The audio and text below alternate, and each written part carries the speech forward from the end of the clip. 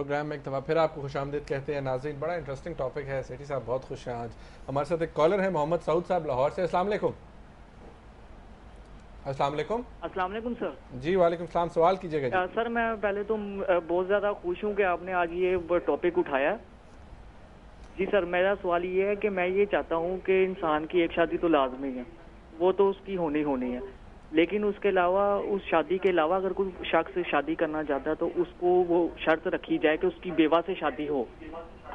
ٹھیک ہے, یہ تو سوال صحیح کہہ رہے ہیں نا. ہماری بھی یہی پوزیشن ہے کہ ہماری انٹرپریٹیشن جو یہی ہے کہ قرآن شریف بھی یہی کہتا ہے, اللہ تعالیٰ بھی یہی چاہتا تھا, تو یہ تو صحیح کہہ رہے ہیں. سیٹھی صاحب ایک میسج ہے ہمارے پاس آیا ہوا. اب یہ سردار محبوب خان صاحب ہیں اسلام آباد سے. انہوں نے کہا نجم صاحب, why not to bring a mufti on this issue rather than a lawyer and that to a woman. بڑا discriminatory message ہے. نہیں صحیح ہے. سوال یہ ہے جی کہ دو باتیں کہ ہم نے کیوں نہیں کسی مفتی صاحب کو یہاں بلایا. پہلی بات تو یہ ہے جی کہ آپ کوئی بھی چینل کھول لیں, وہاں مفتی حضرات ہی آپ کو ملیں گے اور سارا وقت ان کی باتیں ہی آپ سنتے ہیں. ہم نے سوچا کہ ان کے علاوہ بھی کچھ اور بھی ایک طریقہ ہے اس چیز کو دیکھنے کا.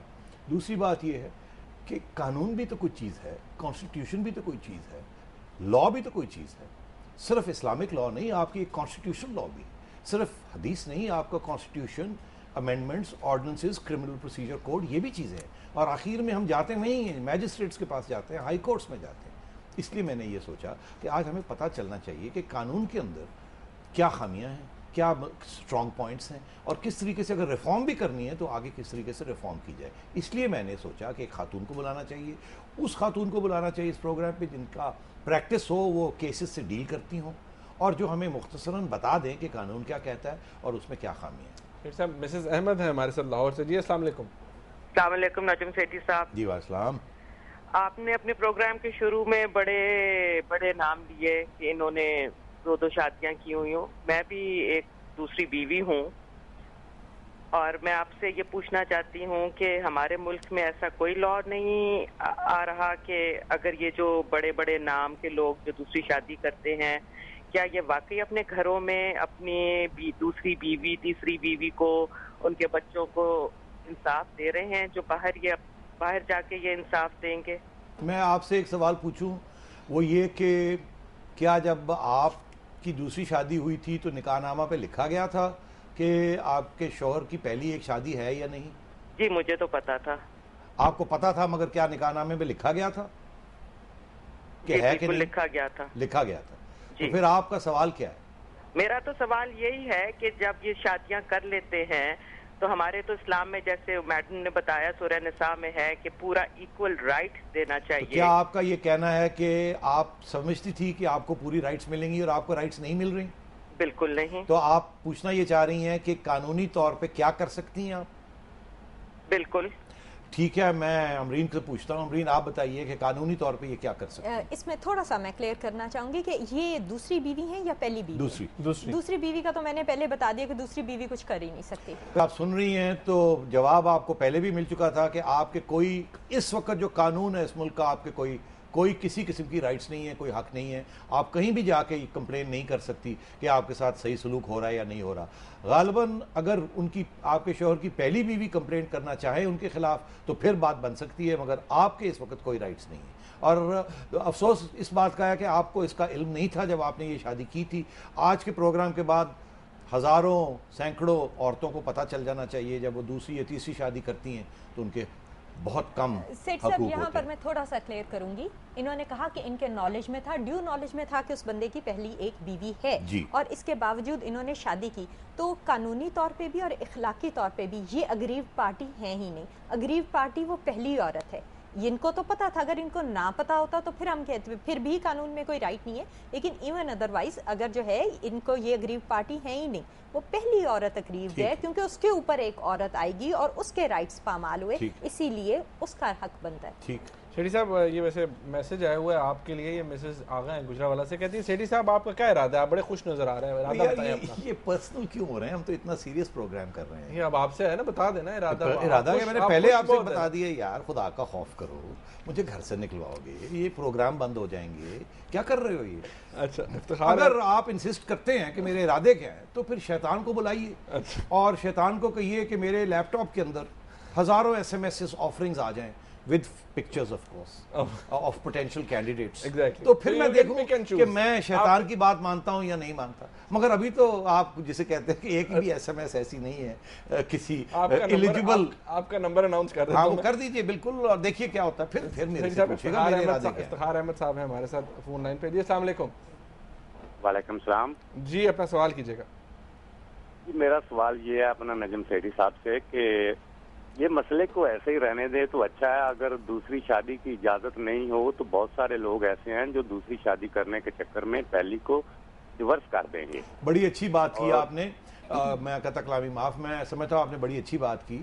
میں نے اس لیے چھیڑا ہے, اس لیے نہیں کہ اور مرد جو ہیں وہ تیار ہو جائیں اور اس قسم کی کام کرنا شروع کر دیں, اس لیے کہ ہمیں اپنے قانون بھی بدلنے چاہیے, ہمیں اپنے معاشرے کے اندر بھی تعلیم لانی چاہیے اور اس قسم کے ایشو کو سیریسلی ڈسکس کرنا چاہیے, اسپیشلی قانون بدلنے چاہیے.